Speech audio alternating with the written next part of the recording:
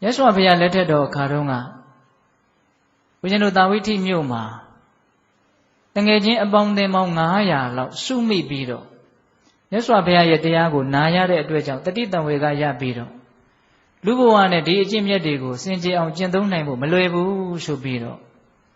ညီညီညာညာတိုင်ပင်ပြီးတော့ယဟန်ပြုကြတယ်။ယဟန်လည်းပြုပြီးတော့တို့เจ้าမှာဒီလိုစားကတောက်ခံနဲ့တရားဓမ္မတွေရဲ့အပူဇော်ခန်းနေုံမျှနဲ့တန်တရားဝတ်ကမလွတ်နိုင်ဘူး။အခွင့်အရေးကြုံနေတဲ့အခါကာလမှာအခွင့်အရေးကိုပြီးပြီးပြင်းပြင်းအသုံးချတတ်ဖို့လိုတယ်လို့စိတ်ကူးပြီးတော့မြတ်စွာဘုရားကြီးကကမ္မဋ္ဌာန်းတရားများတောင်းပြီးတော့တောထဲဝင်ပြီးတော့တရားနှလုံးကျင့်သုံးကြယဟန်တော်အပါ900အဲ့ဒီတဲကတပါးကထူးထူးခြားခြားလိုက်မသွားဘူးကျောင်းတော်မှာကြံနေခဲ့တယ်သူဘလို့စဉ်းစားလဲဆိုတော့တောထဲမှာနေဖို့ထိုင်ဖို့လည်းမလွယ်ဘူးစားဖို့တောက်ဖို့လည်းမလွယ်ဘူးအဲ့ဒီတော့ဒီစေတုံကျောင်းတော်မှာပဲဘုရားရဲ့ဘုန်းရိပ်ကံရိပ်ကိုမှီခိုးပြီးတော့ချမ်းချမ်းသာသာတတ်တတ်သာသာနေရရင်တော့ပို့ပြီးတော့အဆင်ပြေလိမ့်မယ်လို့သူကအဲ့ဒါလိုစဉ်းစားတာအဲ့လိုစဉ်းစားပြီးတော့သူကျောင်းမှာပဲနေခဲ့တာဝိจิတန်းကြီးစားကောင်တောက်ကောင်ယုံလို့တော့တရားနှလုံးတော့ကျင့်သုံးတာပေါ့ဗျာဟုတ်လားအဲ့ဒါလိုနေလာရင်းနဲ့ဟိုမှာတော်တဲ့ဝင်ပြီးတော့တရားကျင့်ကြတဲ့ပုဂ္ဂိုလ်တွေသတင်းဝါလာကျွတ်တော့အားလုံးအာသဘောကုန်ခန့်လို့ယဟန္တာဖြစ်ကြတယ်အဲ့ဒီမှာဝမ်းမြောက်ဝမ်းသာတို့တော့ပြုစရာကိစ္စအားလုံးပြီးပြီလူဖြစ်ကျိုးနှက်ပြီရတဲ့ချမ်းသာကိုမြတ်စွာဘုရားကိုရှောက်မယ်ဘုရားဖူးရင်းနဲ့ဆိုပြီးတော့အဲ့ဒီယဟန်တော်တွေမြတ်စွာဘုရားကြီးပြန်ကြွလာလမ်းမှာရွာတရွာဝင်ပြီးတော့ဆွမ်းခံတယ်အဲ့ဒီမှာရွာကတခါကြီးကအဲ့ဒီယဟန်တွေကိုအင်မတန်ကြည်ညိုတော့အရှင်ဘုရားမြတ်စွာဘုရားကြီးရောက်ပြီးရင်ဘုရားတပည့်တော်ရဲ့အိမ်ကိုဆွမ်းဖုံးပြီးကြွပါလို့အဲ့ဒါလိုပင့်လိုက်တယ်ကောင်းပြီတခါကြီးဘုရားဖူးပြီးရင်တော့တခါကြီးရဲ့အိမ်ကိုဆွမ်းသာကြွခဲ့မယ်ဆိုပြီးတော့အဲ့ဒီယဟန်တော်တွေမြတ်စွာဘုရားကြီးရောက်ရှ िख ိုးဥချအလပတလပပြောအဲ့ဒီမှာမြတ်စွာဘုရားကယဟန်တော်တွေရဲ့တရားဓုရခဲ့တဲ့အကြောင်းအသဘောကုန်ခန့်တဲ့အကြောင်းကိုရှောက်လို့သိတဲ့အတွက်ကြောင့်မြတ်စွာဘုရားအဲ့ဒီမှာဝမ်းမြောက်ဝမ်းသာသာဓုခေါ်တယ်သာဓုခေါ်ပြီးတော့စကားတွေတကယ်ကပဲစကားလက်ဆုံကြတယ်ပေါ့ဗျာဥစဉ်တို့လူလောကအနေနဲ့ပြောရမယ်ဆိုရင်အဲ့ဒါကိုတရားနှလုံးကျင့်သုံးဖို့လိုက်မသွားဘဲနဲ့ကျောင်းတော်မှာကြံနေတဲ့ယဟန်တော်တိတ်တတဲ့သူ့ရဲ့ဘွဲကအဲ့ဒီယဟန်တော်ကအဲ့ဒါကိုတဏှာကနေကြည့်ပြီးတော့ကြားနေတယ်ကြည်စမ်းမြတ်စွာဘုရားကအရေးပေးလိုက်တာတာဓုလဲခေါ်တယ်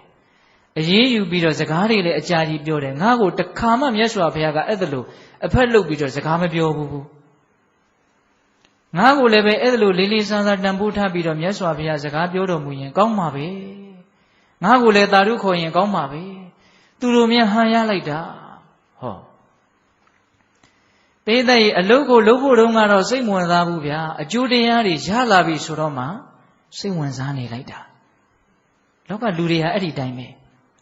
အလုပ်ကိုစိတ်ဝင်စားတာအထက်အကျိုးတရားရလဒ်တွေကိုစိတ်ဝင်စားတဲ့လူတွေမများဘူးလားများတယ်ဗျာအကျိုးတရားတက်တက်ကြီးစိတ်ဝင်စားရုံမျှနဲ့အကျိုးတရားဟာမရနိုင်ဘူးအလုပ်ကိုစိတ်ဝင်စားရင်အကျိုးတရားဆိုတာသေချာပေါက်ရမယ်ဟုတ်ရဲ့လားအဲ့ဒါနဲ့သူကဘာလုပ်လဲဆိုတော့အဲ့ဒီယဟန်တော်တွေရဲ့မြတ်စွာဘုရားရဲ့ချီးမြှောက်မှုတွေကိုအားကျပြီးတော့ငါလေးပဲဖြစ်စေရမယ်ဟောပိဋကရဲ့အချင်းယူပြီးတော့လုပ်ရမယ့်အလုပ်ကိုအခုရေတွင်းတူးပြီးတော့အခုရေကြီးတောက်ချင်တဲ့စိတ်ချမ်းသာဒုက္ခကိုဖြတ်လန်းကနေရကျင်တဲ့စိတ်တွေသူ့တန်တမှာဖြစ်လာတယ်ဒါလူတဘာဝပဲနော်အဲ့ဒါနဲ့သူဘာလုပ်လဲဆိုတော့တညက်နေလုံးအားထုတ်တဲ့အပြင်းထန်ဘယ်သူမှစကားမပြောတော့ဘူးငါလည်းပဲသူတို့လိုတရားတို့ရစေရမယ်သူတို့တဝါတွင်လုံးအားထုတ်လာတဲ့တရားကို तू ကနာယီပိုင်းအတွင်ရခြင်းတာမဖြစ်နိုင်ဘူးအဲ့ဒါနဲ့မိုးချုပ်လာတော့အားထုတ်နေကြမဟုတ်တော့ညညီလေးတော်တော်လေးနဲ့လာတော့ငိုက်လာတယ်ဟာဟန်မရဘူးအဲ့ဒါနဲ့အပြင်းအထန်ကြီးပဲသူ့မှာအိမ်နေမရဘူးပြာရာတွေခတ်ပြီးတော့ဘာလုပ်လဲဆိုတော့ညအိပ်ရမယ့်အချိန်မှာမအိပ်ပါပဲနဲ့အဲ့ဒီအင်မတန်မာကျောတဲ့ကြောက်ဖြာကြီးရှိတယ်လမ်းလျှောက်တဲ့ကြောက်ဖြာကြီးရှိတယ်အဲ့ဒီကြောက်ဖြာပေါ်အပြင်းထန်ဈဉ္ဉံသွားပြီးတော့အာထုတ်တယ်အဲ့ဒါနဲ့ညသကောင်လောက်ရောက်လာပြီဆိုတော့ဘယ်လိုမှ तू မထိန်နိုင်တော့ဘူးအဲ့ဒါငိုက်ပြီးတော့အဲ့ဒီနာမှောက်ရက်လဲတယ်ကြောက်ဖြာပေါ်မှာမှောက်ရက်လဲတယ်ခြေချော်ပြီးတော့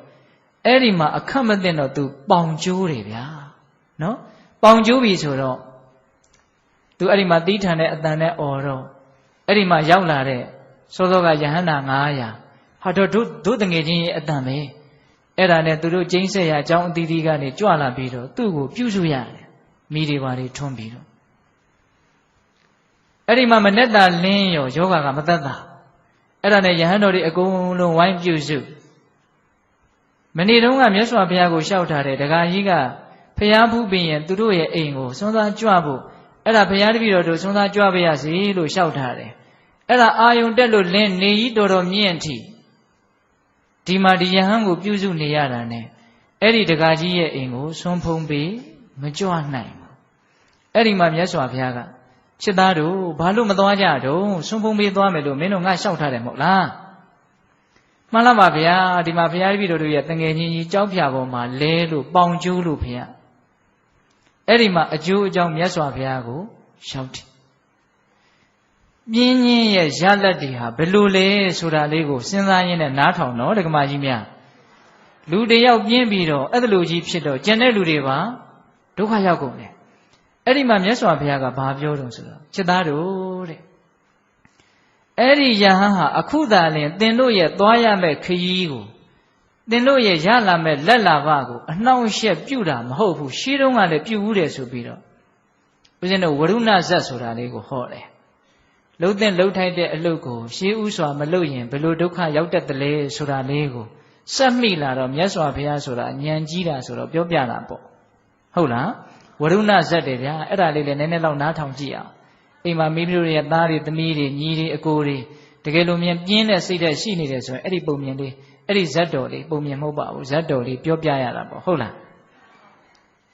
အဲ့ဒီမှာမြတ်စွာဘုရားကချစ်သားတို့တဲ့တခုသောဘဝတုန်းကငါဘုရားအလောင်းတော်ကြီးဟာဒိဋ္ဌပမောက္ခဆရာကြီးဖြစ်တယ်အဲ့ဒီမှာတပည့်တွေငါမှ900လောက်ရှိတယ်တနေ့တော့ရွာတရွာကအဲ့ဒီတပည့်တွေကိုထမင်းစားလာဖိတ်တယ်ဖိတ်တော့ဟုတ်ပြီမနေ့ဖြန်မနေ့ငါရဲ့တပည့်တွေကိုလွှတ်လိုက်မယ်ဆိုပြီးတော့ဆရာကြီးကလက်ခံထားတယ်အဲ့ဒါနေ့လေခင်းနေခင်းရောက်တော့အိမ်မှာထမင်းချက်တဲ့ကျွန်မကလာပြီးတော့ဆရာကြီးကိုပြောတယ်ဆရာကြီးထင်းဆိုင်เสียထင်းမရှိတော့ဘူးဒါကြောင့်ထင်းကုန်သွားပြီအဲ့ဒီမှာတပည့်တွေကိုဆရာကြီးကကိုင်းငါတပည့်တို့တောထဲဝင်ပြီးတော့ထင်းခွေကြကြည့်ကွာထင်းတယောက်တစ်စီးရအောင်ခွေကြကြည့်ဟာခိုင်းလိုက်တယ်အဲ့ဒီမှာတပည့်တွေ900လောက်အကုန်လုံးပျော်ပျော်ပါပါကြီးတောထဲကိုထင်းခွေထွက်တယ်အဲ့ဒီထဲမှာခုနတုန်းကပေါင်ကျိုးမဲ့ယဟန်ဖြစ်လာမဲ့လူပြင်းနော်ပါတယ်နော်သူပါတယ်နော်သူလည်းလိုက်တော့တယ်နောက်ကနေပစိုးလေးပခုံးပေါ်တင်ပြီးတော့လိုက်သွားတယ်အဲ့ဒါဒီပြင်လူလင်တွေဒီပြင်ចောင်းသားတွေကတော့တကယ်ပဲတိုးထဲမှာထင်းဖြစ်နိုင်တာတွေအကုန်လုံးလိုက်ရှာပြီးတော့အာကျုံမှန်တဲ့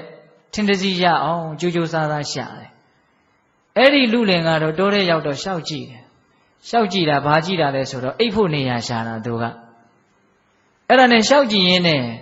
ရေခရက်ပင်ကြီးတစ်ပင်တွေ့တယ်အဲ့ဒီရေခရက်ပင်ကြီးကအရွက်တွေအကုန်လုံးကျွေးနေတော့တစ်ပင်ကြောက်ကြီးနဲ့အင်မတန်တူတယ်ပြင်းတဲ့လူဆိုတာဖြင်းတဲ့သဘောလေးရှိတယ်